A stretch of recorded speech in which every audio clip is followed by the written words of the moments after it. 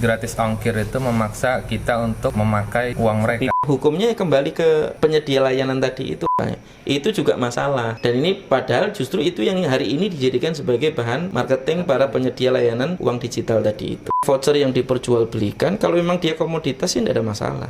Bisa jadi yang menjadi penghalang kita untuk mendapatkan pengabulan doa tadi itu, diterimanya amalan kita, bisa jadi lantaran sesuatu yang haram atau sesuatu yang syubhat yang kemudian ada pada kita tadi itu.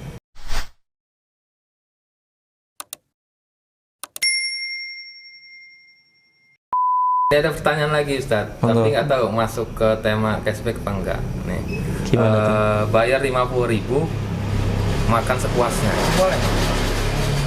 Kita kan nggak pasti itu ya. All you can namanya all you can eat itu namanya di anak muda sekarang. Bayar 100.000 makan sepuasnya. Gitu. Misalnya ada jualan dimsum nih, dimsum berbagai macam makanan. Ada kan itu kan variannya banyak tuh. Pasti orang kan pengen nyicipin semua tuh. Ya sudah, bayar aja 50.000, bisa nyicip semuanya, gitu, sepuasnya. Enak kalau nyicip semuanya. Itu kita terserah mau makan, dikasih waktu, misalnya sejam atau 2 jam itu. Begini, ada beberapa yang didudukkan ini. Banyak banget. Ada yang belum didudukkan. Yang pertama terkait dengan makanan.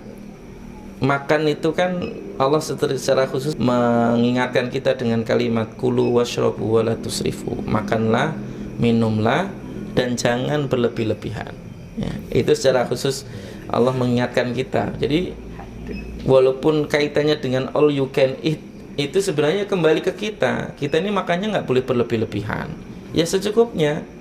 Ya kira-kira worth apa enggak kita kemudian membayar 50.000 itu untuk makan secukupnya kita. Kalau yang mungkin makannya sedikit ya nggak worth lah. Dia makan sedikit kemudian bayarnya 50.000, wong dia bisa makan di tempat lain cukup dengan membayar 15.000 misalnya, sama porsinya, porsi dia. Kalau yang mungkin doyan makan dan memang istilahnya porsinya porsi istimewa, kemudian dia bayar 50.000, dia worth, dia merasa untung dengan itu gitu misalnya. Walaupun itu bukan terkait dengan hukumnya ya, tapi sekali lagi terkait dengan adab ketika makannya, itu juga penting untuk diperhatikan ya. Yang kedua, secara hukum bagaimana? Salah satu di antara bagian dari yang harusnya kita perhatikan adalah bahwa di dalam kita bertransaksi harus menghindari hal-hal yang kemudian dilarang. Dan salah satu di antara yang kemudian dilarang itu adalah ketidakjelasan pada akad transaksi. Nah, kalau kemudian kita bayar 50.000 itu porsinya seberapa? Itu apakah 1 porsi, 2 porsi, 5 porsi, jelas gitu. Tapi kalau kemudian kita bayar 50.000 all you can eat, terserah makan mau seberapa banyak juga terserah, itu akhirnya ada unsur gharar tadi, unsur ketidakjelasan tadi itu. Dan ini yang kemudian perlu untuk dihati-hati. Jadi kasusnya nanti hampir sama dengan yang makan sepuasnya bayar sesukanya, sama saja. Cuman ini konsepnya bayar 50.000 tapi makan sepuasnya, sebenarnya sama aja karena ada sisi ketidakjelasan di situ yang kemudian harus dihati-hati ya. Walaupun kalau kemudian kita istilahnya bareng-bareng banyak orang gitu ya, kemudian tanpa ada batasan waktu, tanpa ada penalti kalau misalnya nggak habis nanti harus bayar tambahan lagi. Nah ini juga termasuk nanti unsur gharar lagi nih. Kemudian nanti betul-betul yang kita makan itu adalah yang kemudian kita mampu makan misalnya. Ketika kemudian unsur-unsur poin tadi itu tidak didapati, itu sih sebenarnya nanti kembali kepada adabnya tadi. Hanya saja tadi terkait dengan bagaimana membayar 50.000-nya tadi itu, ya 50.000-nya harganya jelas, tapi barang yang dibelinya nggak jelas 50.000 itu dapat berapa gitu. Nah itu yang kemudian akhirnya jadi mengandung unsur gharar yang perlu dihati-hati saja ya. Di samping bahwa secara adab juga kita dianjurkan untuk makan itu yang secukupnya. Bahkan salah satu di antara bagian dari yang dianjurkan kan makan itu sebelum kenyang. Karena makan terlalu kenyang juga bagian dari yang bisa membahayakan baik dari sisi kesehatan maupun dari sisi ibadah kita. Orang yang terlalu banyak makan, terlalu kenyang itu cenderung untuk malas beribadah ya. Susah bawa perutnya. Masya Allah banget ya terkait itu. Karena anu tuh nemuin banget ya di Bogor Ustaz. Ya. All you can eat dari mulai, karena bagi kita nih santri ya kan.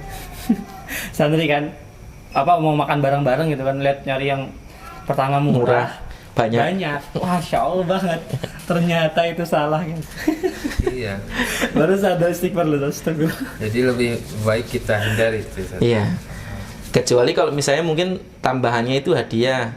Ini porsi 50.000, yang ini hadiah. Kalau silahkan kalau mau diambil, kalau misalnya kira-kira nggak habis nggak diambil nggak apa-apa. Itu nanti beda lagi. Ya. Konsep kayak gitu menang banyak ini yang kalau misalnya porsinya porsi kulit. Iya, menang. Yang makannya banyak menang ya. Tapi kalau ya kan akhirnya sama saja. Akhirnya kan dari satu sisi ada dua potensi kayak gambling jadinya kan. Entah dia rugi, entah dia untung. Gitu. Kesannya kan akhirnya begitu. Kalau dapat yang orang makannya dikit-dikit yang datang ke situ, akhirnya yang diuntungkan yang jual. Karena dengan uang 50.000 itu harusnya bisa untuk modalnya cukup sekian ya, tapi dia untungnya banyak. Sedangkan kalau dapatnya yang porsi kuli semua tadi itu Portugal kan, porsi kuli dan tukang gali tadi. Portugal ya.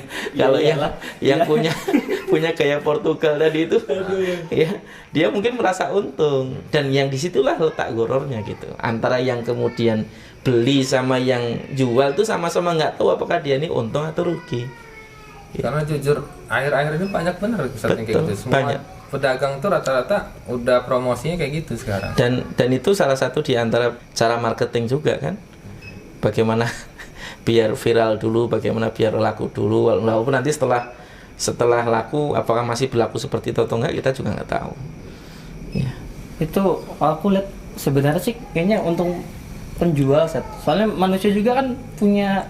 Lah justru itu kan dia juga sudah perhitungkan kan, dengan biaya 50.000 itu semaksimal orang mampu makan tuh sekian. Apalagi kalau kemudian ada tambahan, kalau nggak habis kena penalti.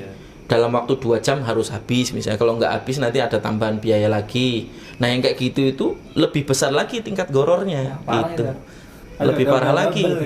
Nggak ada itunya saja sudah mengandung goror, apalagi ada itunya gitu. Nah itu yang kemudian perlu untuk dihati-hati. Masyarakat kita ini ngeliat kayak gini, oh marketingnya bagus nih, ditiru gitu kan. Aduh. Iya, disitulah kadang-kadang kitanya juga tergiur aja. Oh iya. Ya kan? Wah, eman-eman nih makan bisa banyak tanpa perlu bayar banyak-banyak. Padahal kalau dihitung-hitung sebenarnya bayarnya banyak. Dengan porsi kita gitu. Ya apapun hari ini kan hampir semua makanan gitu, yang konsepnya restoran Korea kah, yang konsepnya makanan apalagi kah, cepat saji atau apa yang lainnya gitu. Masalah hari ini. Bermasalah di masakannya, bermasalah di akadnya, bermasalah semua ya. Ya nggak semua sih, cuman memang ada masalah di dalam proses transaksi itu. Banyak kan, jadi ya, yang jelas bermasalah di adabnya dan bermasalah di transaksinya. Secara adab makan kan kita dianjurkan untuk tidak makan berlebihan.